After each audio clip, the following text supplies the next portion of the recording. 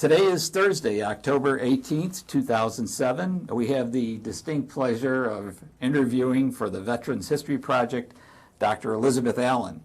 Dr. Allen is a U.S. Army veteran who served as a head nurse and Army captain in Vietnam during that war.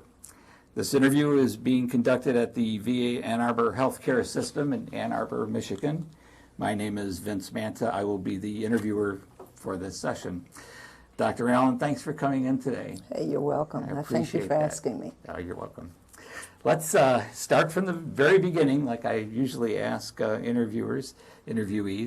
You were a Vietnam veteran, and I'm assuming you enlisted in the Army? Well, this is one of those strange stories that happen. Okay. Because as I said to you earlier, I had brothers in the war at that same time. And I had just finished my master's degree at the Ohio State University. And Kismet has its way of behaving. And so that life does what it's going to do. Right. And I just decided that I was going to go into the military. And I had a master's degree at the time. And so I went down to the Air Force. And the reason I went to the Air Force is because I just wanted to deal with injuries, because that's what I do. And I'm psych. My background is psychiatry. And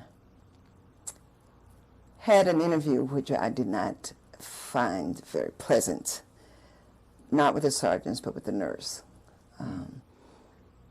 Because there was some feeling, I guess, on her part that I was going to come in at a higher rank than she was, and she had already been there 13 years. Okay. And so time was kind of going slow, and I didn't want to get a job because I wanted to go immediately. So one day I go by the Army. I just walking down the street, and there's the Army. Army recruiting. Army recruiter station. Honest to God, that's the truth. And I walked in, and the young man at the desk says, "Can I help you?" I says, "No, but I got a feeling I probably can help you." What year was this? This is 1966. Okay. And you had just gotten your master's? I just gotten my master's from Ohio State. Okay, all right. And so he says, "Well, ma'am, how can you help us?" I says, "Well, I'm a registered nurse with a master's degree, and I'd like to go to Vietnam." He said, "Just a moment." He goes back, and the door opens, here comes all these people out. So it was just really, it was just wonderful. Sometimes life is a funny place. It is, yeah. And so there was a captain there, and he said, "You want to sign up for the Army?" I said, "Yeah." He says, "Well, what's the catch?" I says, "I'll tell you." I says, real clear. I said, "I want a direct assignment to Vietnam. I want to go immediately, and you have to beat the Air Force." Beat the Air They Force. says, "Okay, what does that mean? We understand the first two, but I says, well, 3 weeks ago, I signed up with the Air Force, and I haven't heard anything. So whoever gets the papers first, I'm going to sign up with." So he just kind of smiles, and he says, "All right." So he says, "Let's take care of the first two." Got this happen. He called Washington, got me a direct assignment to Vietnam, and an immediate sign in. He says, "You will go into the next officer's candidate course." Oh, okay. Okay, Gotcha. that's what they had to. That's what they had to do. And he says, "Now all we have to do is beat the Army." I said, "That's it." Yeah. So I walked out. Right. Honest to goodness, 3 weeks to the day, I walk out, and there's an Army guy standing at the foot of the steps at the hospital where I was working, and he said, "Have you signed up with the Air Force?" I said, "No." He says, "We win." He says, "Will you go with us now to sign up?" And looking back on, I know why that part happened. He says, "Can you go with us now and sign in?" I said, "Sure." So I go over, swear myself in. There were 2 other people there. They were going to Vietnam too. And so I thought I better tell my grandmother, who didn't know. So I call my grandmother. She answers the phone and she says, "Hello, Lieutenant Allen." I said, "No, it's Captain Allen." She says, "You got a letter today from the Air Force that says you're Lieutenant Allen." I says, "I just swore in with the Army and I'm Captain Allen." Well, that's what happened. You know what I'm saying? That's what happened. That's a good deal. Yeah. And so that would have been like mid-January. And so I then left to go to Fort Sam in Where's early Fort February. Sam? Fort Sam, Houston. Oh, That's Sam where Houston. officers candidate thing is. Okay, gotcha. And so I went there. But at the time, and a lot of people don't know this, that the Army had a baccalaureate nursing program at the University of Maryland. It was called the RAIN program. And not many people back at those days had master's degrees. Well, the Army wanted me to go to the RAIN program. That wasn't my thing. And I told them that. I said, "You know, I can teach anywhere. Our agreement is that I would go to Vietnam." They said, "Well, you know, you serve at the Army's discretion." Pleasure of the service. I That's said, right. "Be that as it may, Yeah. I have a written agreement that I will go immediately to Vietnam." So we battled that back and forth the whole time I was at Fort Sam. Yeah. They even got me an assignment, an intermediary assignment to the Army base at Colorado, where nobody got to go.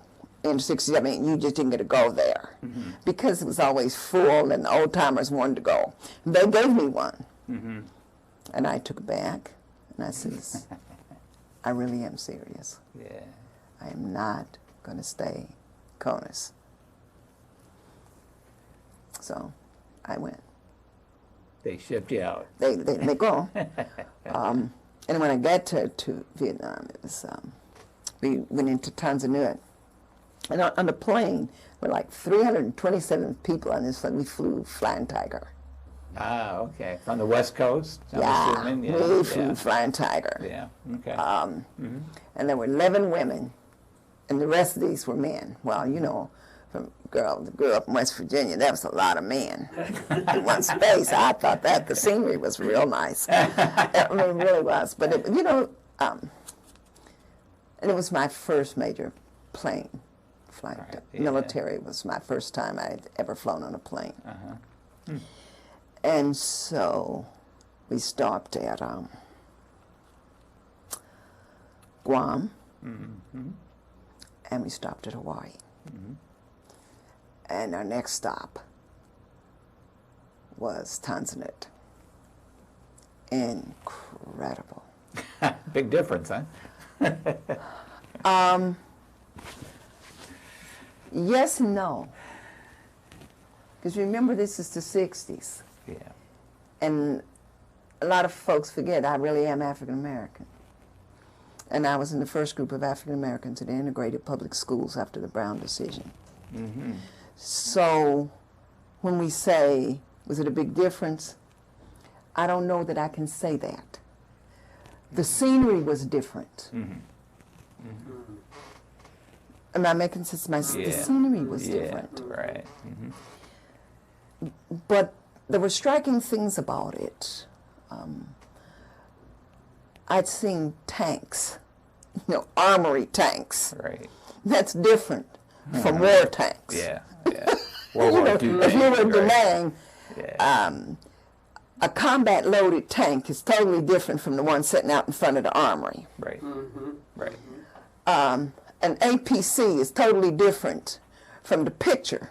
And I had never seen the recoilless rifle, nor had I seen that many people combat dressed with flak jackets, but they had both helmets, and most people think there's only one helmet, but there's really two helmets. There's a metal helmet liner, Right. and then there's a steel pot that goes on the outside of it. Right.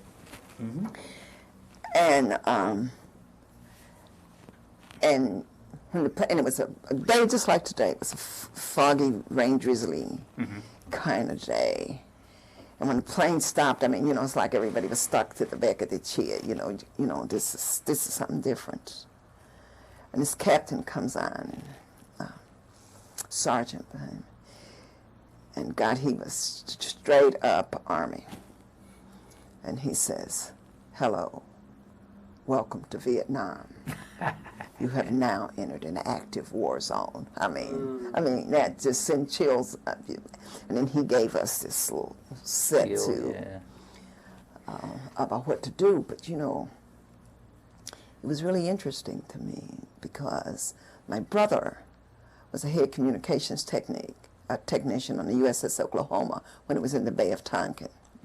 And he was there twice. And now he's on his way to the Mekong to do brown water Navy. So I'm really into paying attention. Does that make sense? Yeah. And not often in America does being black count for you, but there it did. It counted for me at that point, and the reason is because there were a lot of black sergeants, and they'd never seen anybody like me in the war zone. So they were really willing to talk to me. Right. And I wanted to talk. Yeah. Because there was a lot I wanted to know. One of the things in it, I think it's funny. Men, you know, during that period of time, they had outhouses.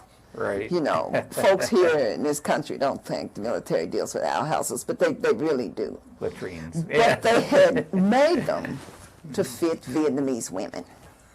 Okay, this is just one of my grandest things. And of course, everybody had to pee. So, Sergeant looks at us and we laugh. We're like, what's the thing? He says, you have to go in two at a time. Well, why don't we just go to the toilet two at a time? Well, it didn't take long to figure it out. Vietnamese women are almost a foot shorter than U.S. women.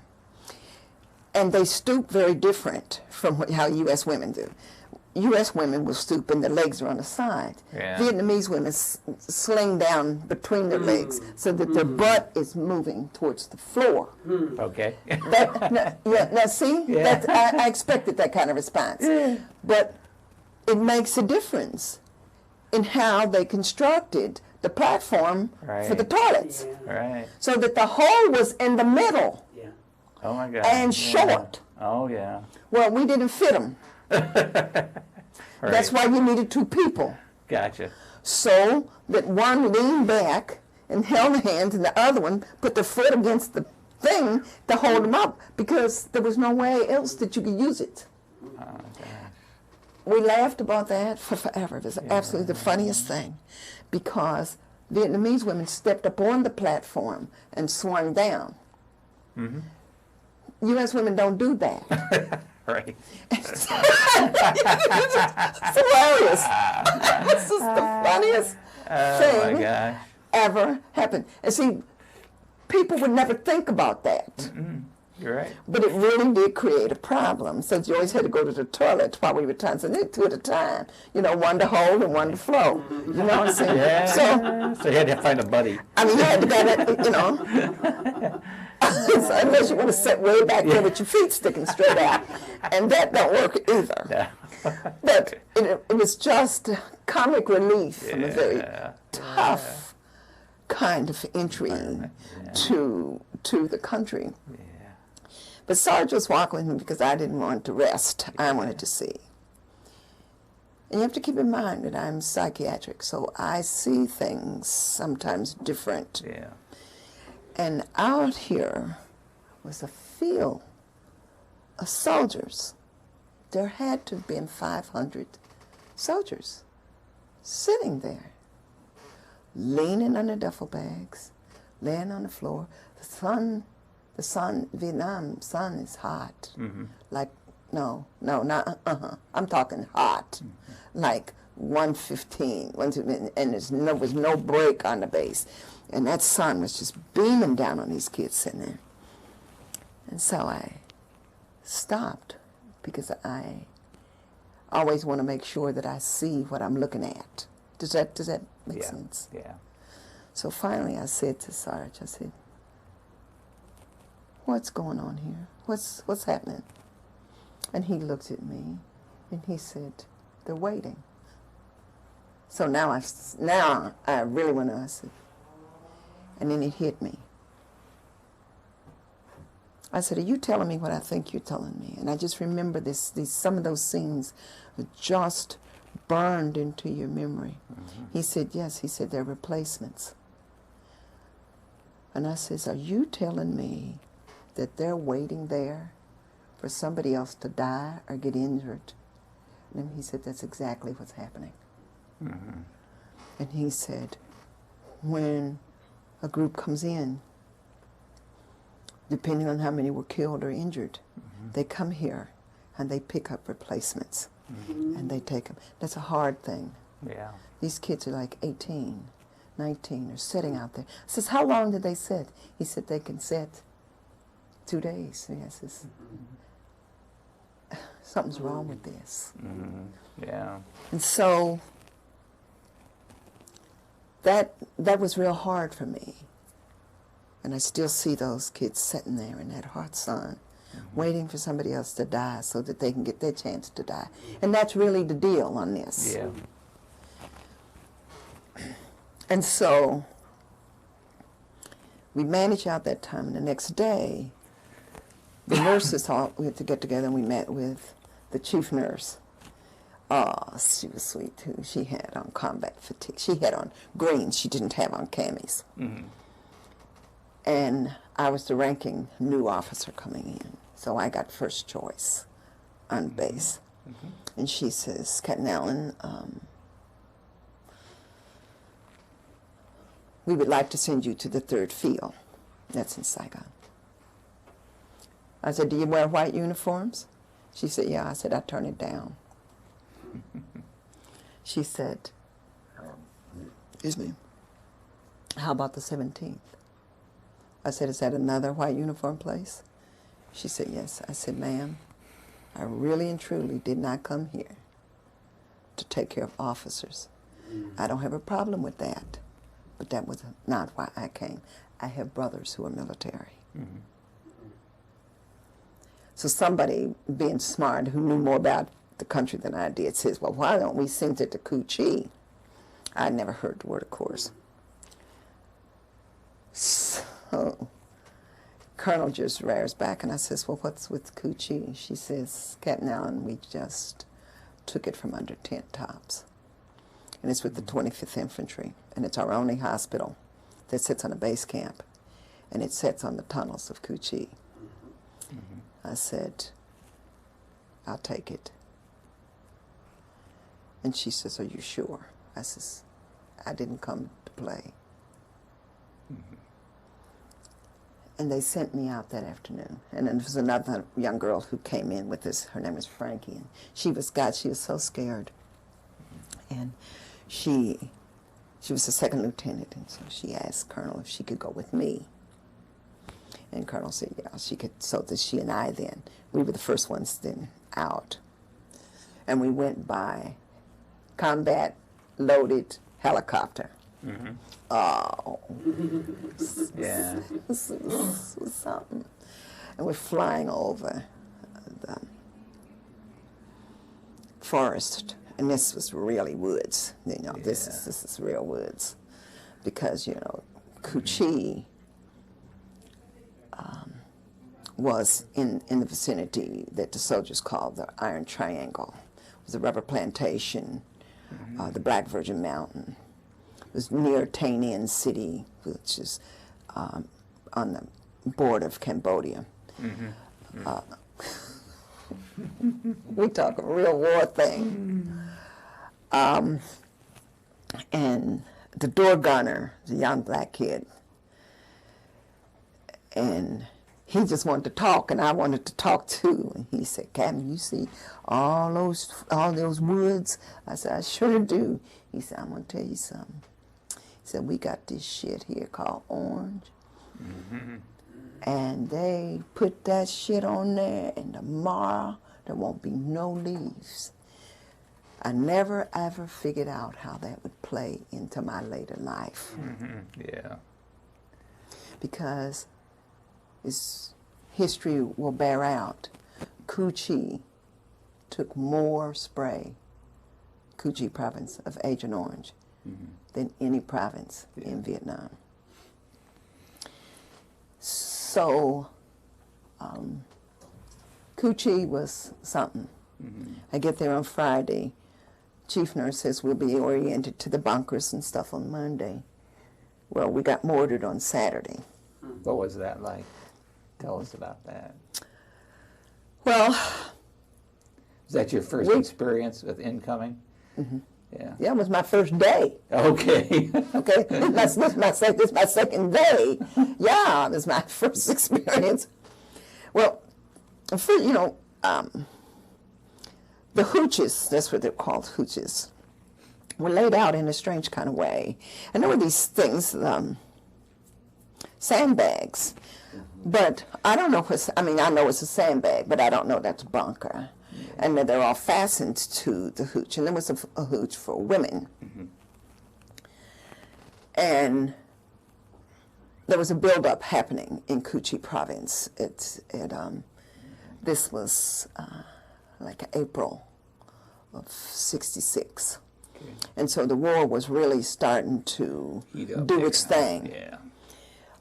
Because they had just, I found out later, dispatched the 173rd was coming into Cu Chi at this time because it was a lot of battle. And so they were trying to get enough nurses in here, but they didn't have any space. Well, they made us a space in the kitchen. So, it's real, it's happened. We were in the kitchen, so Frankie and I were in the same place. And trust me, it was not half this size. The space that we had cots. And she could sit on her cot, and I could sit on my cot. And we could use the same mirror to put on makeup. Okay.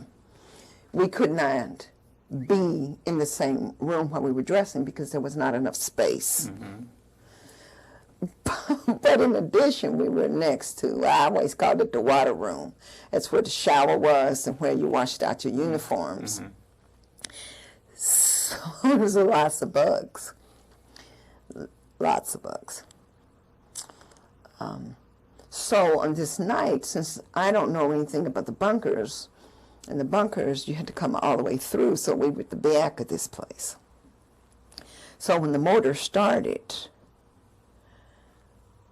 there was, somebody yelled, incoming. Well, since me and Frankie don't know nothing about incoming, I don't understand quite what that means. So, it's not incoming mail. And it's night. So we step out, and somebody says to Frankie, "Come on, let's go." But nobody said anything to me. So I'm standing there frozen because now I don't know what to do. And I am the only African-American nurse there. So I figured I better figure out what to do, like, real quick. So I follow everybody else out, and so we go in this bunker. And the floor of the bunker means dirt, is lower. So, and then they have these sandbags around the side. And of course, again, I don't know what to do when we're in the dark, and so I just feel around the wall. I know other people are there, and it's dark. And now my feet are on the floor. So I say, "Get your damn feet up! There are snakes in the water." Oh, Jesus, here we go. Oh, man. But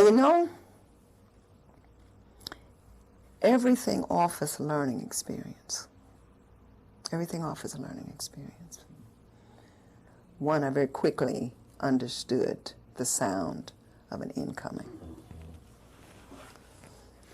Number two, I know nobody's going to come and get me, so you better figure out how to get the hell to where you got to go. And the third one is don't put your foot in the water. So that's my entry to Vietnam. Okay. Quite an entry. But the second part was Cu Chi had a hospital unit solely for Vietnamese patients. Yes. You know that. So I know nobody knows that. So we all clear where I got sent. I got the Vietnamese unit. Why do you think that was? Come on. Let's not act brand new. Okay. I'm African American. I have a Okay. master's degree. I'm the only one there. Okay. So the other two nurses that were assigned there, people really didn't like them very much. So it was an outpost. Okay. But that's okay. Because, you know, I take life as life is. And I don't Right. expect any more of it than it gives. Yeah. And I worked 6 weeks with Vietnamese patients. Loved it. Were these the Vietnamese soldiers? There was Was civilian? all of the above. We got NVA, Viet Cong, ARVNs.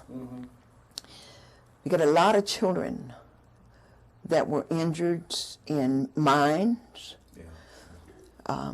because the buses went to Tay Ninh, and they would often run over those mines, and so it would be nothing to get 10, 12 children with their legs and arms off. A lot of older people,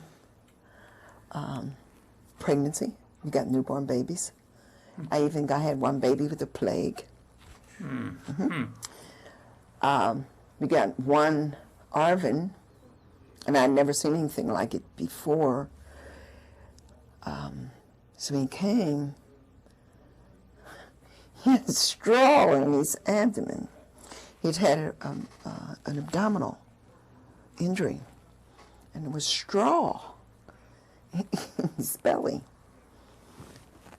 And what had happened is when he had been injured, he had massive bleeding. And they stuffed his abdomen with straw to stop the bleeding, which was life-saving. You see, we think different things here. You know what I'm saying? Right. We did a lot, because they did a lot of folk medicine.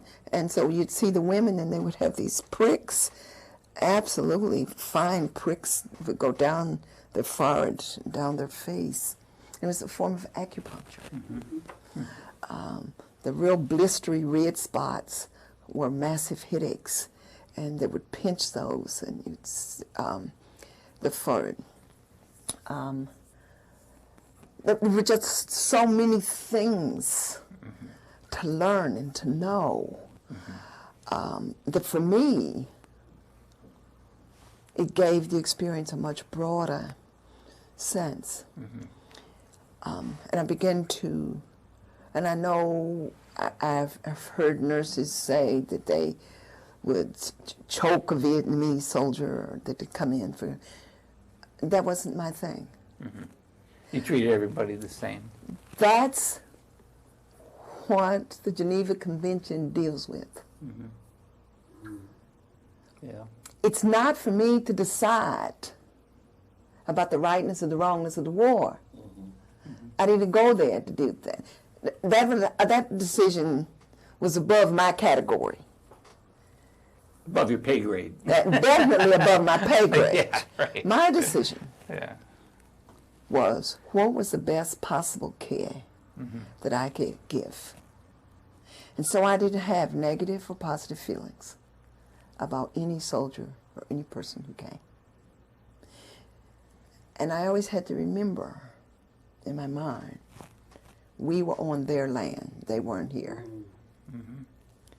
We had come to kill them. They were in a protective mode.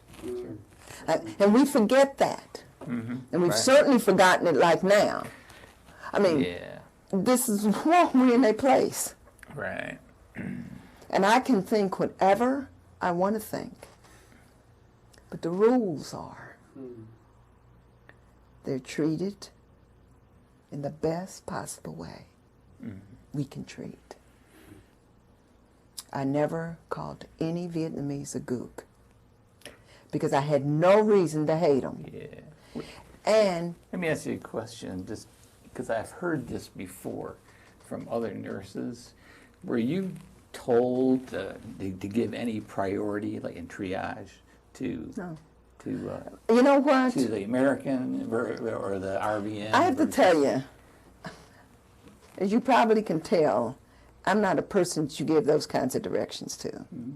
Number one. Number two, and I have to keep saying this, these were the 60s, and I am African American. I already been there. I lived that here. Yeah. I'm sorry. We Yeah. got to face what's real. People don't want to look at that. Okay. I was in healthcare. Before And you were African Americans Yeah. were given care after whites. They were given old blood before they, and I'd be damned if I'm going to go there and do the same thing to somebody else. That ain't going to happen. Right. Okay, and I think I have to be real honest about that. And I think people have to hear that. Right. And so nobody ever told me, and I did triage. As a captain, I did triage. I took them off of the helicopters. And I helped decide who goes first and who goes last. It's a tough thing, isn't it? It's a bitch of a thing to do. But it didn't make a difference what uniform they were wearing, though. It never made a difference what uniform they're wearing. Yeah. See, I can't let that do, because that kind of thinking poisons the soul. Sure. And that's not me. And I'm always clear, I'm not a God person. I'm not an organized religious person. But I am a true spiritual person.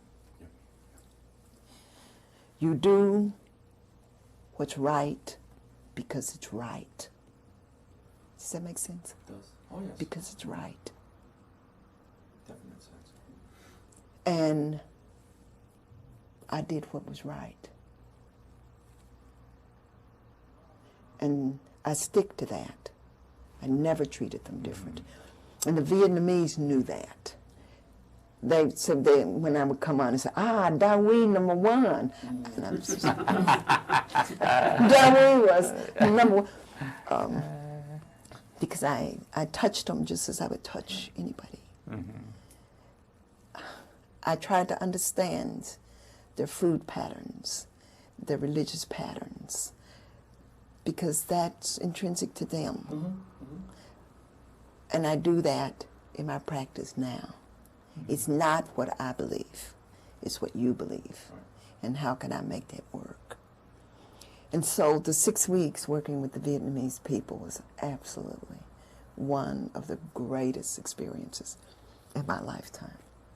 It's a great Quite experience. enlightening. No, I don't think that's the word I would Yeah. use. What would you use? Certainly not enlightening. It was an educational and philosophical learning. Okay. But you have to see the spiritual side. Because I have to see the spiritual side. I have to do that. What makes them tick? Why would they fight so hard? And they did fight hard. They were awesome warriors. And the people were awesome in terms of their strength to survive an incredibly awful situation that had been imposed upon that culture for so long. And they fought hard to maintain their sense of being. And it wasn't for me to interfere with that. What's your Good. question? That's a good question. I just had to hear your response on that. Yeah, That was I good. just, I loved it. Even when I went to surgical intensive care, when we would get Vietnamese soldiers, they were treated with respect and dignity. And if you got a problem with that, I have no problem asking that you be moved to another unit. There you go. Because I also respect your right. to think Not, that way. yes, I respect your right to think that. Excuse me. Yeah. I don't respect your intent Yeah. to not care right. And so I will ask for a transfer for you, because there was always somebody wanting to transfer to work with me. Absolutely. Yeah. So it was all good. Yeah. That's good. Next any, question. What's the Any question? memorable experience Oh. that, I mean, I'm sure you had tons of them, but I would say that really kind of there- sticks there- out. there- let me give you 2 or 3 that really stick out. One was my first med-cap. And we went out into the villages and delivered care to the Vietnamese people. And we got to do it in the rubber plantation. Man, was that an experience. It was just lines of people coming to get some kind of care. Babies, tuberculosis runs rampant in Vietnam. Malaria is overwhelming. Heart disease. And they were just coming to just get something to relieve the incredible pain. Pain. And sometimes just a touch, a hug. If that's all you got to give Yeah. it. And those, I loved med-caps. That was great. Another that was just stood out, and a lot of people, when we talk about evac, we always think of air evac, which the Air Force does.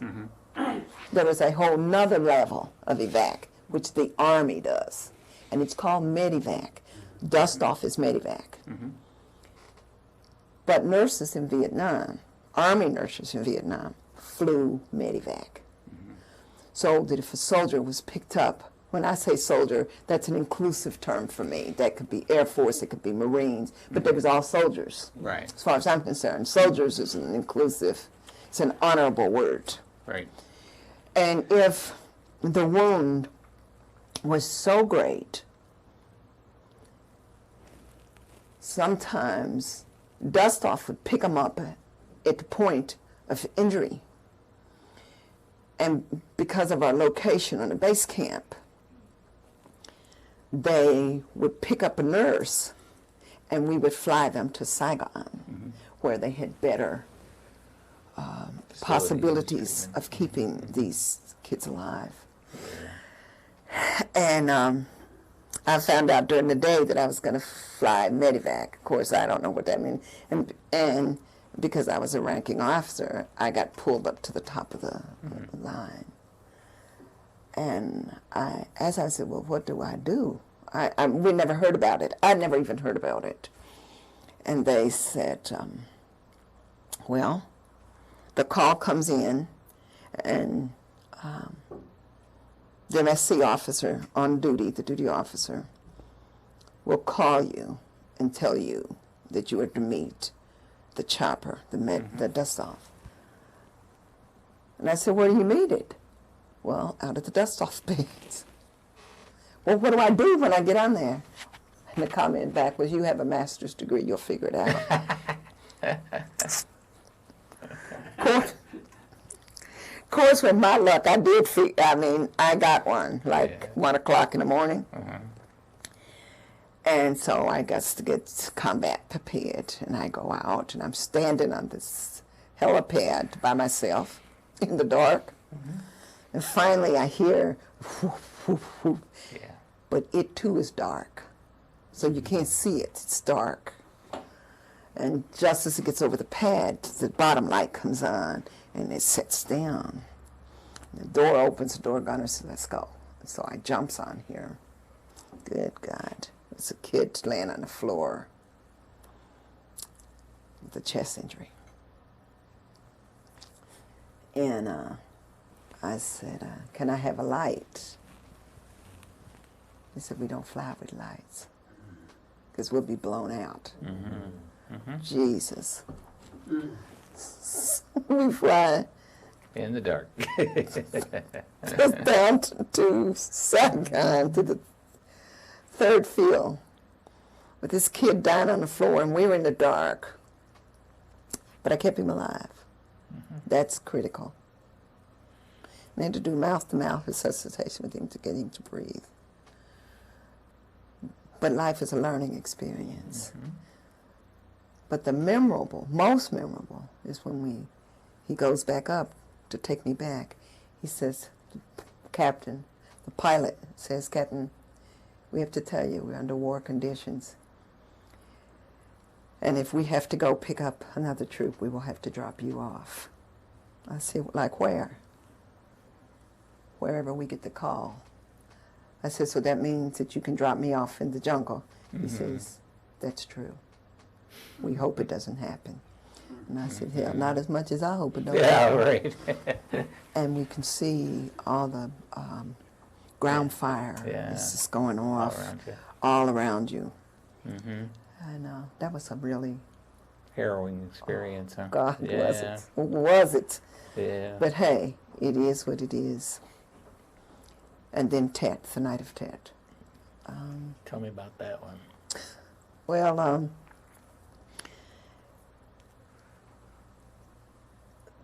I was at Pleiku at the time because I was transferred from Kuchi to Pleiku. Mm-hmm. And Pleiku's hospital originally was the 8th field. But the build-up for Tet was occurring in, the name was I-Corps. Mm-hmm. Yes. So the build-up was starting in 2 Corps I-Corps in the Oshaw Valley. Mm-hmm. The 71st was being built up so that the 8th was disbanded and the 71st was built up, and there was no hospital north of Pleiku. So that covered Marines, Air Force. Any injuries would come to the 71st. And if you look at the map, you'll see that Pleiku is at the entry of the Ho Chi Minh Trail into South Vietnam. Mm-hmm. The 4th Infantry was there. We had the 4th Infantry, 1st Air Cav, Big Red 1. Again, I have the 173rd. We have 5th Special Forces. I think it's 3rd Marines. It's either 3rd Marines or 5th Marines. I think it's 3rd Marines. Are all cover 2 Corps and I-Corps. And the only combat transportation unit in 2 Corps I-Corps is also there, so that they do all movement of men and materials in I-Corps 2 Corps. And that was the only one. There were only 2 combat transportation units, 1 3 Corps, 4 Corps, 1 I-Corps 2 Corps. So 4th Division, 4th Infantry was steady, trying to pay attention to what was going on. And one day, some of the troops came in because they knew I was there, and they always would come in to talk to me. And so these troops come in, and they said, Cap, we got to tell you something. I says, what you got to tell me? He says, we got this MBA today. And I said, oh? He said, yeah, he has some papers in his pocket. And they searched him. I said, what are you talking about? Said, there's going to be a big shoot-up at Tet. And I said, and this is verifiable, because the book Rolling Thunder has this, and this is true. And so I said, I don't know what's Tet either. But they tell me, the troops, they know what's Tet. So about a little later, 2 weeks, 3 weeks, 1 week, I don't know any sense of time, they come back, and they intercepted the 2nd letter. Because they came in on the Ho Chi Minh Trail. And so LERPs are there. I mean, they're there. They're watching. And they tell me that they changed the day. So I said, well, there's nothing much I can do about that except to be aware. And that's what the troops kept saying. Pay attention, Cap. We don't want you to get killed. Well, it did happen. But the day before, U.S. thought it was going to happen. So Tet actually started on the 29th before day,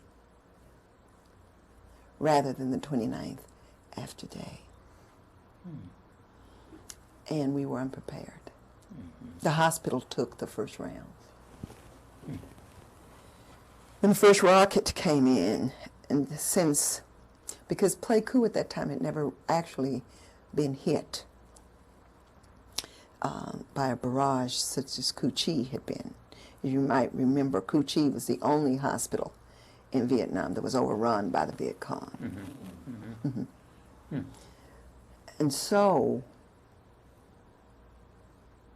I always did surgical intensive care plus triage. And just because I knew the troops had already told me something was going to go on. So when that first rocket comes in, I'm wide awake. I mean, I'm just laying there, and I hear it, and it's just, the sound is incredible. If you've ever heard a rocket come in, it's incredible, because it whistles. And I mean, it's going a long way. And then it hit. Oh, Jesus. And the hospital took the first hit. And that went on for about an hour. I mean, we were just being shelled all to hell. And when it slowed down, because there was only one nurse on surgical intensive care with 40 kids. And they had to do something because we'd just really been rocked. We really had been rocked and rocked hard. So we had radio phones. You know, this is Captain Allen over. Yeah. Okay. And so the phone rang. It's probably the scariest time of my whole life. And probably the one that gives me the strength to do what I do. So everybody starts screaming because everybody been hit. We'd been hit, and fires were going and everything. So the other nurses start screaming too, because somebody had to answer the phone, but I knew it was me, because I am the ranking person that has to do with surgical intensive care. So I know, I mean, who else can it be for? Right. And so when I answered it, Major said, Captain Allen, you have to go to your unit because we're closing down all but 2 units. And they were going to keep a medical unit open, and they were going to keep a surgical unit open, and the OR. Because everything now has to roll in to, handling this. And I said to her, and I asked her, I said, is someone going to come and walk me there? And there was this hesitancy, and she says, no, Captain Allen, you have to go alone. She said, be sure that you remember your helmet liner and your tin pot, your flak jacket, and good luck. And then I step out in the dark. The hospital actually was on fire. A lot of the buildings were burning. Dirt was still falling down because we took mortars and rockets. Oh, yeah. Oh, yeah. And I have, oh, shit, how far?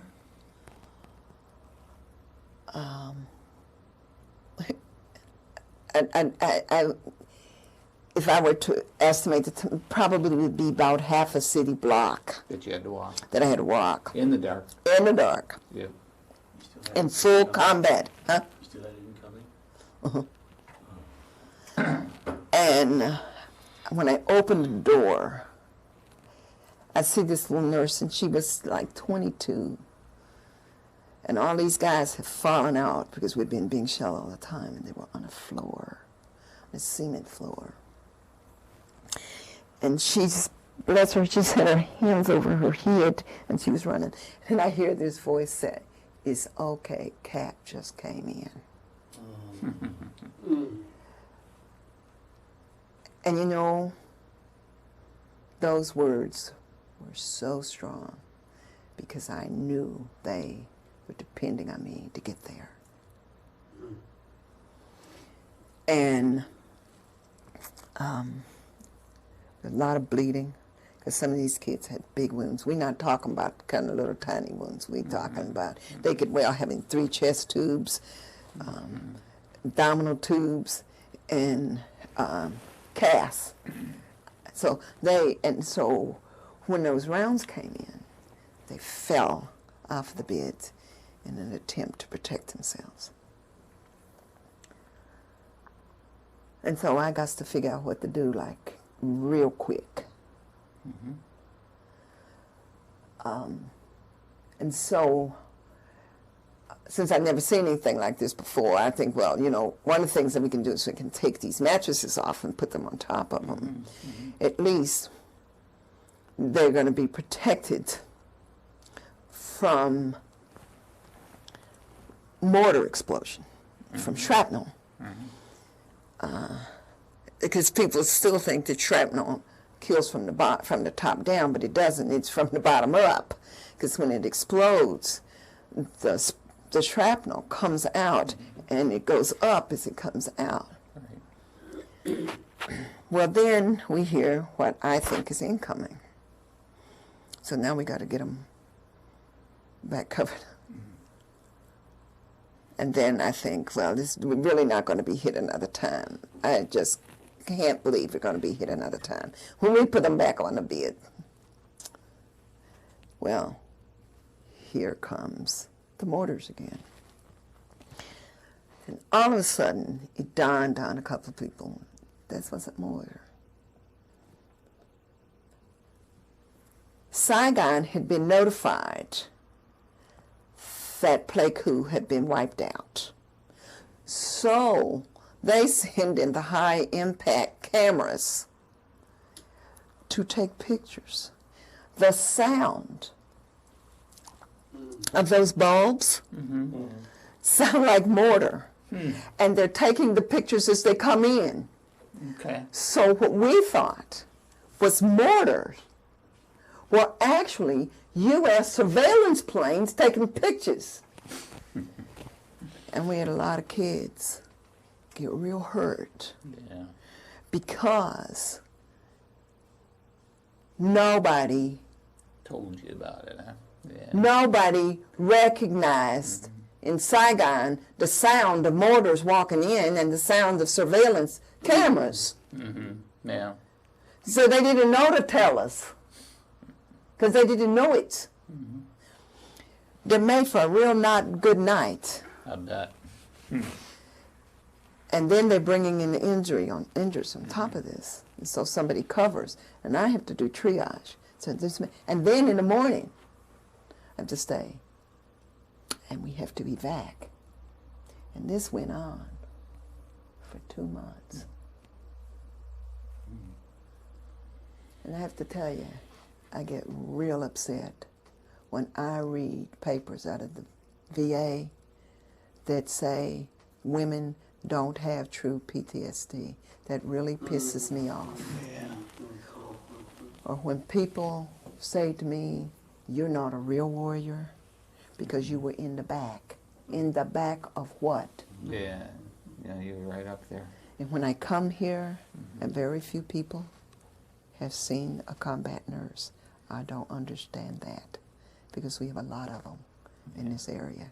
The NOD nurse that closed out Vietnam and the AirVac lives here.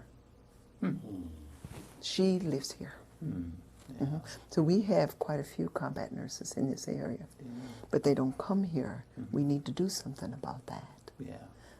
I'm finished with that. Those are my 3 examples That's of good. things that really stand out Yeah. No, that follow you a long way. I know that you do a lot of work now Yes. with regard to Agent Orange. Yeah. Yeah, I did a lot of, always did a lot of work with Agent Orange. Back in the 80s, as a matter of fact, I was here and I got a request to do a conference on Agent Orange. And I did. And I didn't know that much about it, but I had to learn about it. And that was also my first real entry into being a real veteran, because everybody else had denied that I was a veteran. It didn't really come to me that I really was. Now I know that that doesn't make sense, because there is a real thing in the country that unless you're a male Army with an M16, you're really not a warrior. And if you're a woman, you sure as hell aren't. Right. But when I met the veterans, I have to tell you, I've never felt so safe and so loved as I was. Because they would tell, you know, when Vietnam veterans introduce themselves, they say 65, 66, Right. you know, whatever it is. And so they asked me, you know, what do you know about this? I said, Plague Coochie, 1966, 67. They said, welcome home. That's it. Yeah, right. I'm in. Whole different story. I'm in. now. I'm in. Yeah. Okay. Yeah. I mean, I'm a full-fledged member. Yep. But I learned about it, and we did a couple conferences on Agent Orange. And then one day, I get a call from the Department of Public Health when Gloria Smith, Dr. Gloria Smith, was Director of Public Health. And Governor Blanchard was putting together a commission for the study of the effects of Agent Orange on veterans and their families. And I was elected to that commission. I was chosen to be on that commission. And I was selected by the members to be its chair. Oh, I loved it.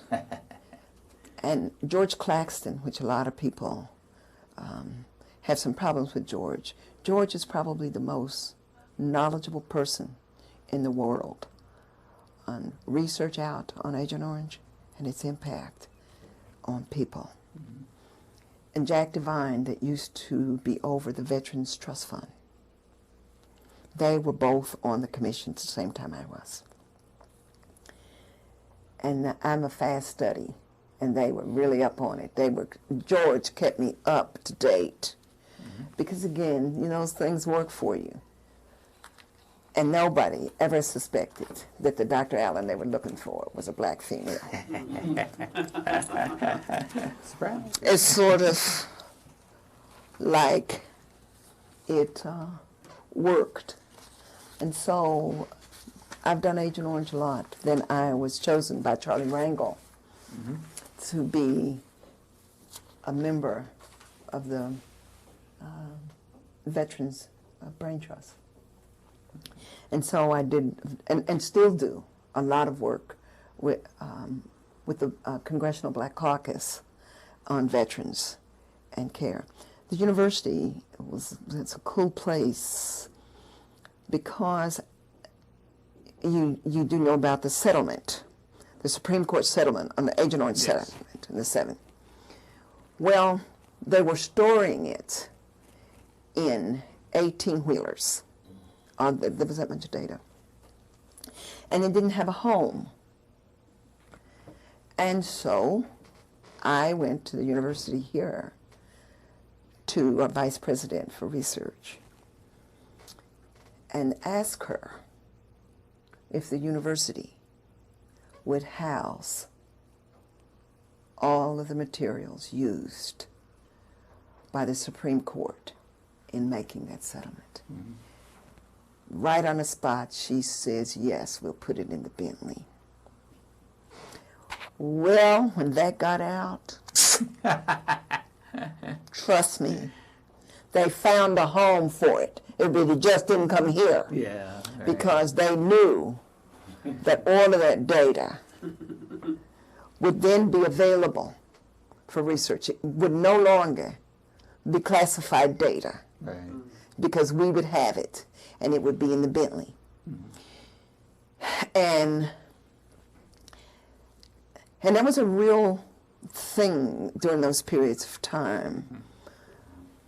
And we could not get any place, because because we fought, and I was in the group that worked on the Women's Memorial, 2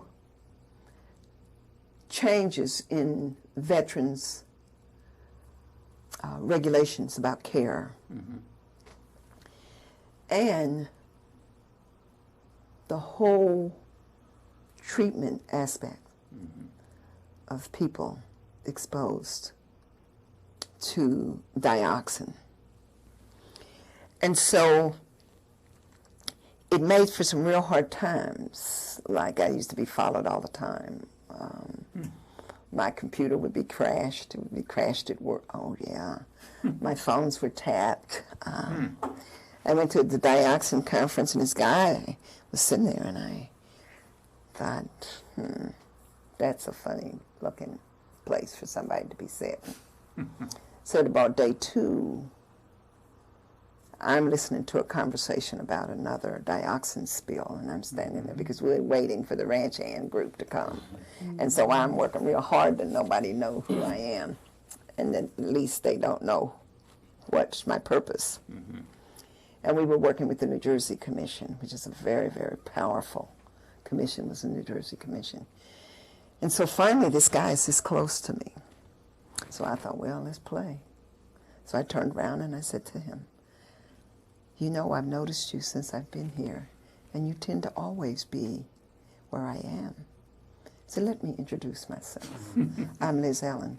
He puts his newspaper down. He says, Dr. Allen, I know exactly who you are, and so do several other people here. Yeah. And he walked away. And I left, before he walked, I said, now that it's all on the table, let's dance. Yeah. There you go. Because I don't scare easy. Yeah. Because right is right. Yeah. And people back down, and they'll ask veterans, and that's unfair. Yeah. Because Don't worry about it. their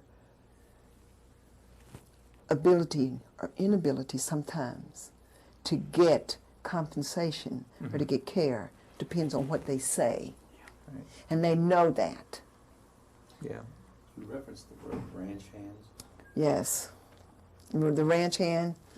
Yeah, ranch hand was a study done by the Air Force looking at the long-term effects of dioxin. And it's really dioxin and dibenzofuranes.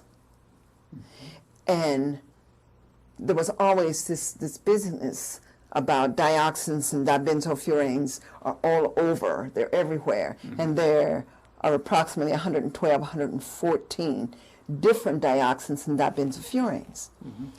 But the deal is, there's only 4 of them that are poisonous. Yes. And so they were wiping it out this way. And so what was happening was the ranch hand study was done on comparing cancer rates of Army that were on the ground with Air Force and Navy. And they were finding that they had virtually the same body burden. No, body burden, dioxin body burden. I'll tell you, body burden means how much of it are you carrying in your body. And that was how they were determining whether or not the dioxin was causing the problem. The fact that we didn't have a spectrometer in the country that would measure it at the 1 per 1 billion didn't matter, nor did it matter that nobody knew what the half-life was. So they were holding that against the Army, which of course would have had the highest number of exposed people. So if a researcher comes to a conference, and it is the researcher, the head researcher, then you can ask questions. And those questions, when answered, hold. Right?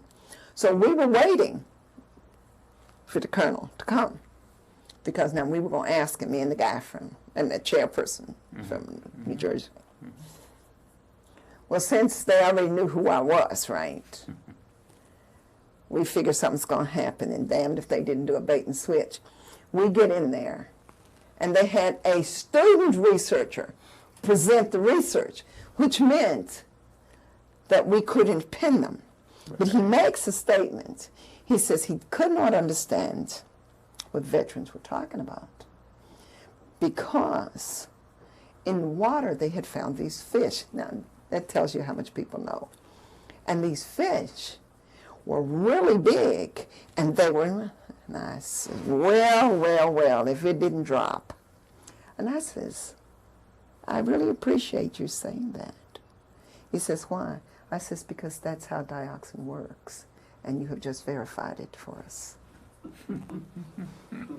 So somebody turns to us and said, Liz, what do you mean?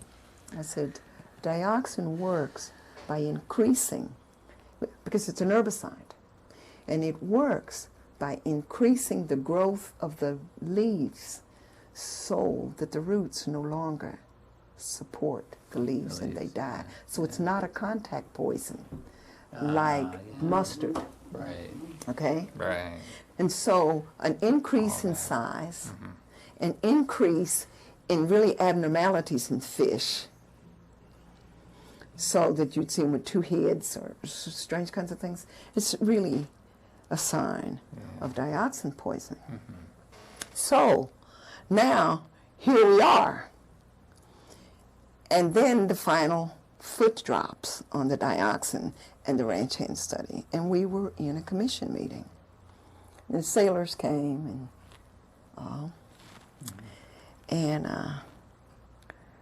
and I bring this up. We're talking about, the sailor stands up. He said, well, I can clarify that for you. I said, well, hey, let's hear it.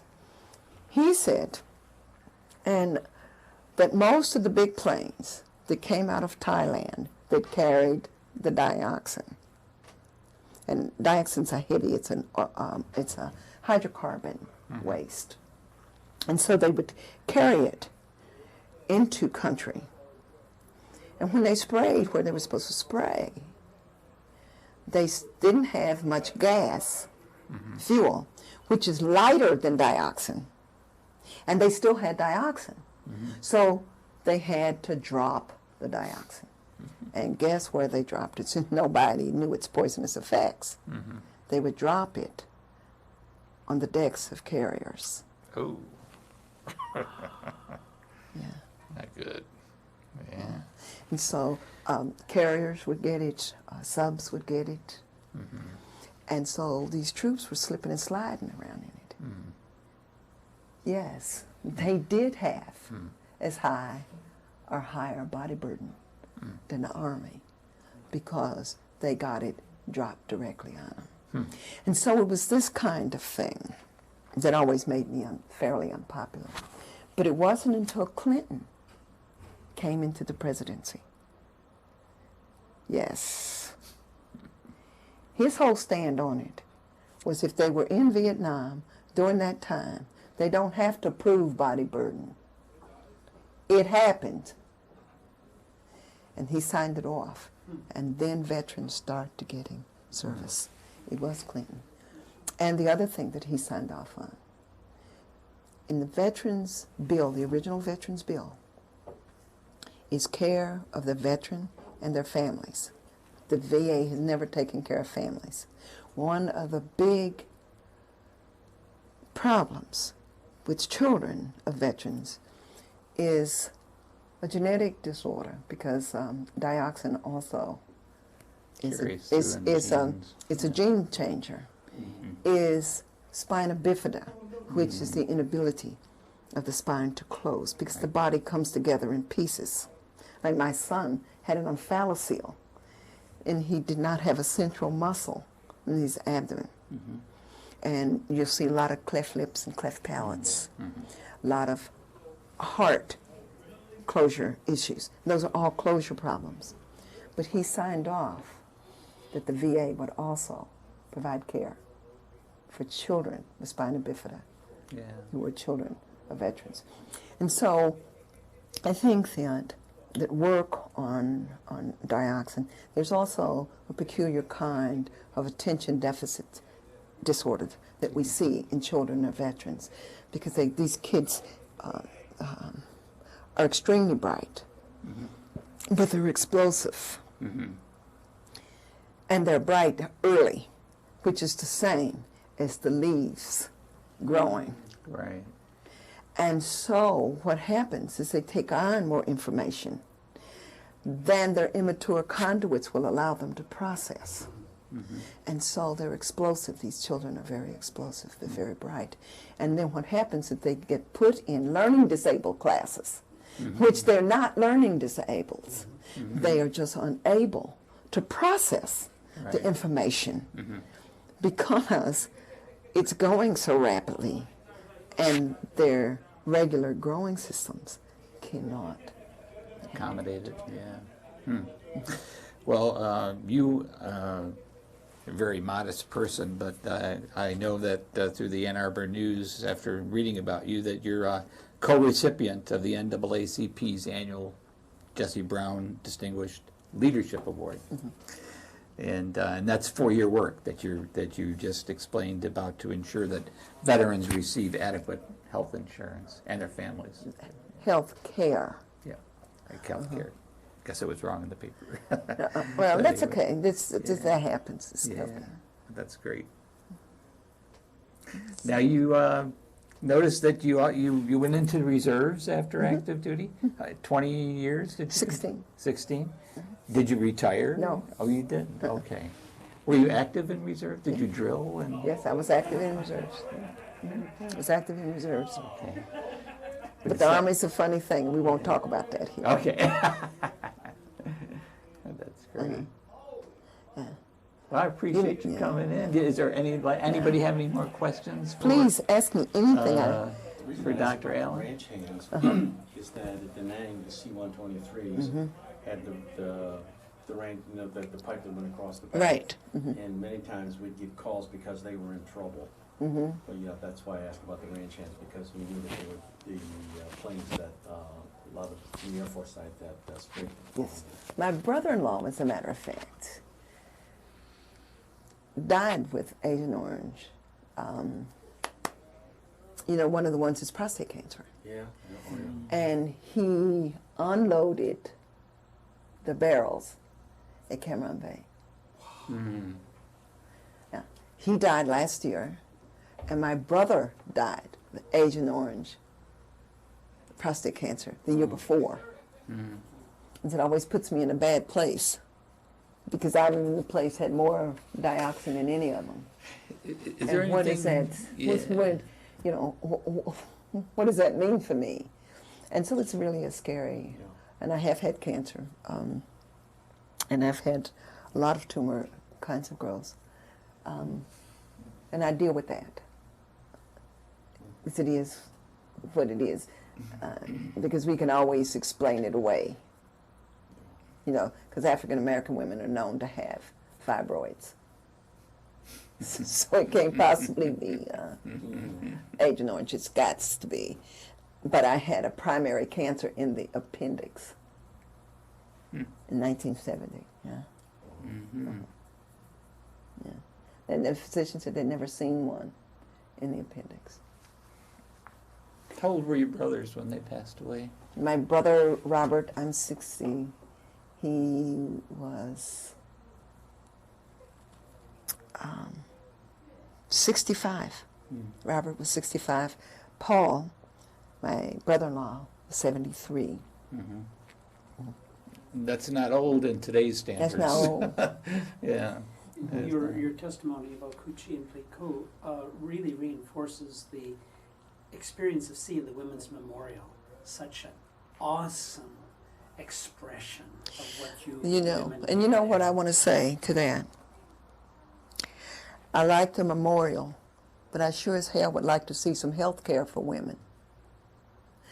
You know, one of the things we do is we build a memorial, and then we don't have to do anything else. Yeah. Forget about it, right? We forget about, we gave you your memorial. What else do you want?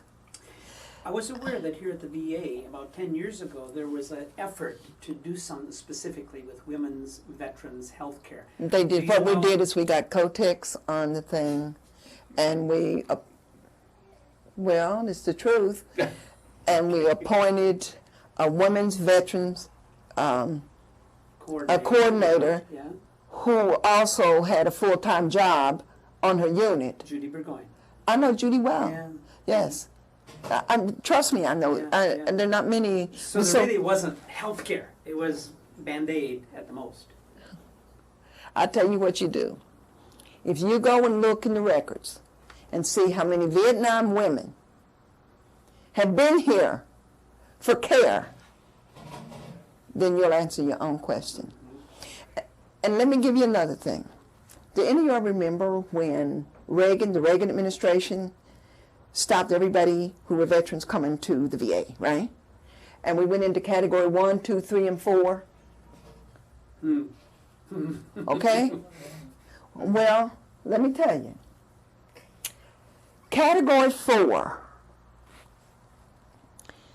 If you make more than $19,000, you don't have access to the VA. Well, guess what?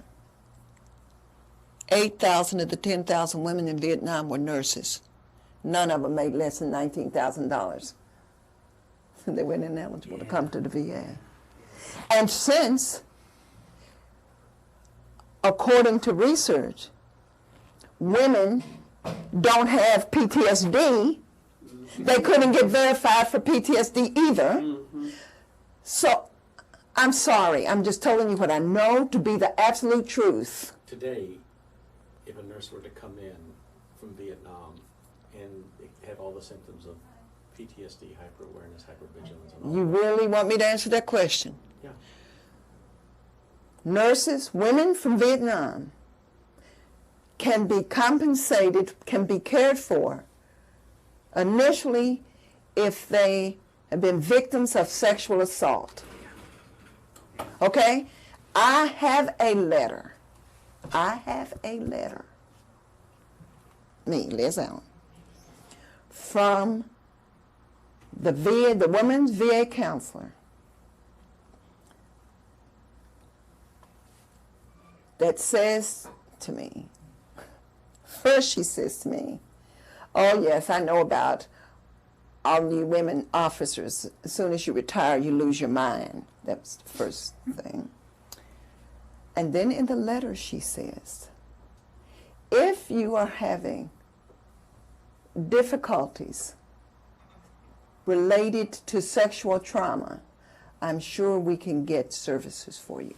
This, I'm telling you, was last September. Okay, There's work to do. second, the nurse licensure law in this state, and a whole lot of other states, has a statement that if a nurse has an Axis 1 psychiatric diagnosis, they can be eligible to lose their license. PTSD is an Axis 1. And I talked with Congressman Dingell about that. And they said, well, if you have some problems, then we'll see what we can do.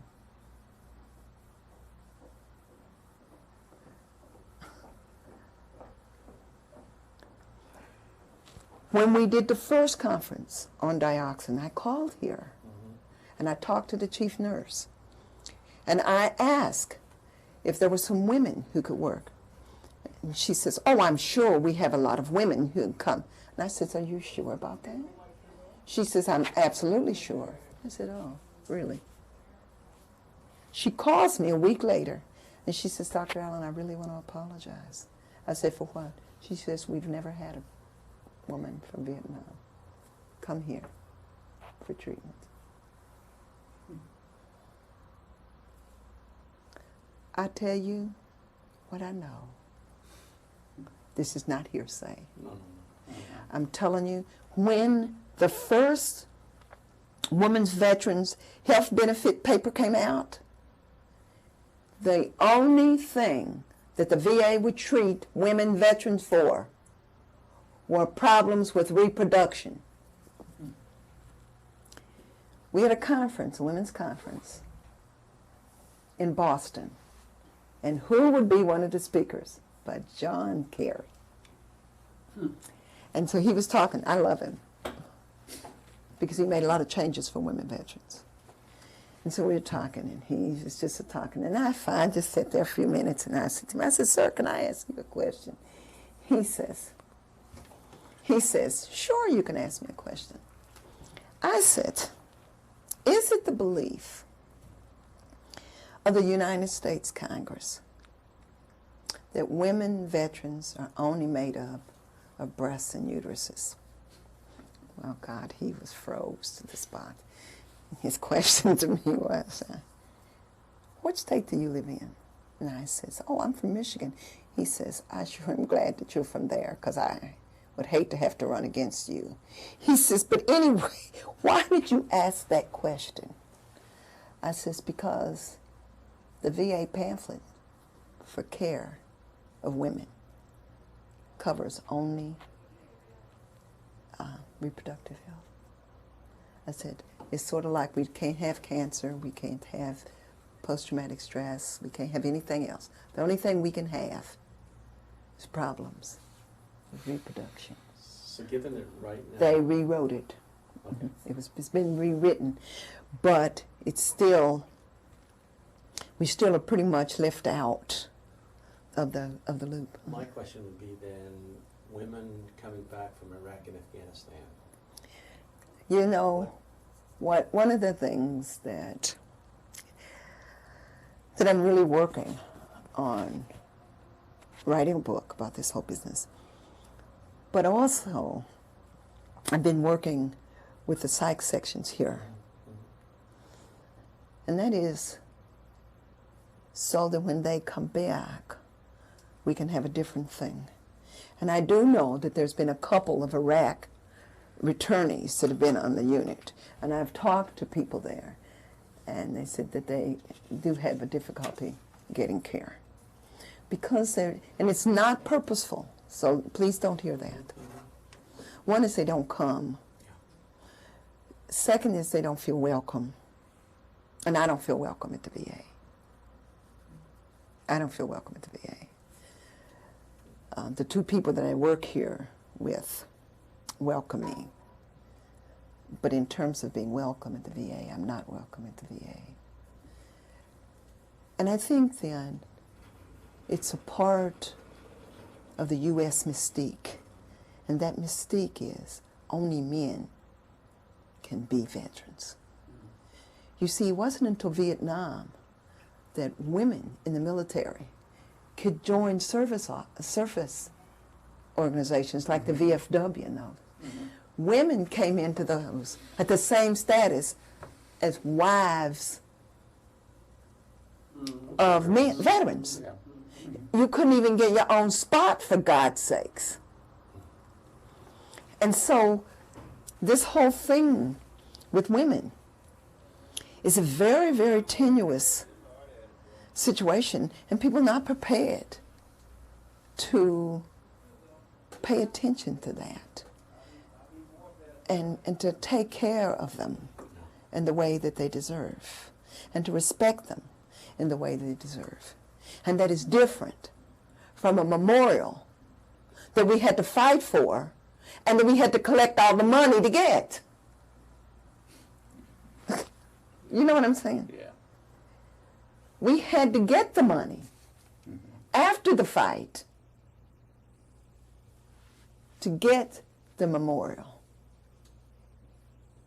okay, it wasn't just given to us. We weren't just put on with the men, whereas where we should have been. There is a men's memorial that has 3 men on it. Why a woman wasn't put on it is beyond me. This is a medical memorial, or is it just a... Women's memorial. Okay. Because, see, Red Cross was there too, and Red Cross was in war zone. Not, clearly not at the same level, Right. meaning numbers. But they were there too. We had some, as I understand, some women that were in Saigon that were in clerical kinds of positions. But in war spaces, we actually only had nurses and Red Cross. Right. No combat, I know that. Yeah, that's, No, wait a minute, what did you say? I say not in combat then. Not in combat areas. Yeah. We had women in combat areas. Right. But not in a combat position, fighting with the front troops, with a rifle. When you all start making those kinds of differentiations, you allow the country to do that. No.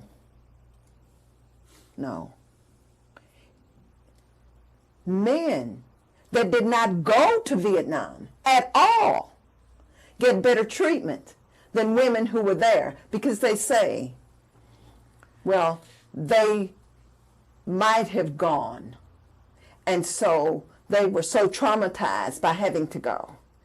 And so as long as we keep saying women didn't carry a gun, and we've got to be clear, Right. they didn't allow, because that would have been against the Geneva Convention. But men in the medical area could carry a gun. Male nurses could carry a gun. Physicians could carry a gun. But women could not carry a gun. Consequently, I have 50 to 80 injured troops that can't protect themselves, and I don't have a gun, and we aren't protected. Now tell me about that. Right. Help me understand that. So when we go into making this big distinction that we didn't carry a rucksack, it does not make us less a combatant. I agree. Do you know what I'm talking about? And Yeah. and veterans got to quit that. There were a lot of damn times I wish I did have a gun, because I had a whole lot of injured troops Yeah. that could not protect themselves, and there was no protection at all. Now you tell me that that is better? I don't think so.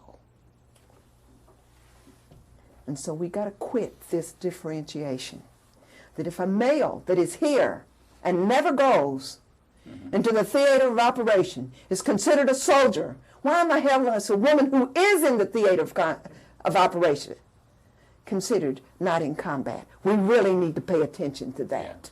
You're absolutely right. And I want you to stop saying that. We weren't in a combat situation. Oh, I didn't say that you weren't in a No, combat situation. you said women weren't in a combat situation. That's what you said. That's what I heard. I didn't mean you that. need to, Yeah. yeah. People say, "Oh, well, Liz, I really didn't mean that." Well, what did you mean? Because once it's said, it's out there, and that is going to handicap. There are a lot of women coming back from Iraq that did M16s, and I think we have to stop this kind of differentiation. The military is the military. And if you're in the military, you're always in a combat situation. Well, you were right in combat. I mean, sitting Yes. in the hospital, Yeah. I don't know what else you call I it. mean, what do you call it? Yeah. You see, and it's real bothersome to me, because that gives rise to the belief that women deserve something different and less than men. because that's not true. And the people of this country need to pay attention to that. And I didn't mean to take you on, but I do No, I want that talk to stop. Yeah. Thank you. Thank you. I want to thank you for coming in today. And I'm honored that you asked me. You're certainly a woman that gives the women's military movement a lot of credit. I appreciate you coming in. We got to do something different. We got to Thank you very do much. it. We got to do something different. Okay. I think we're done. If I were to Google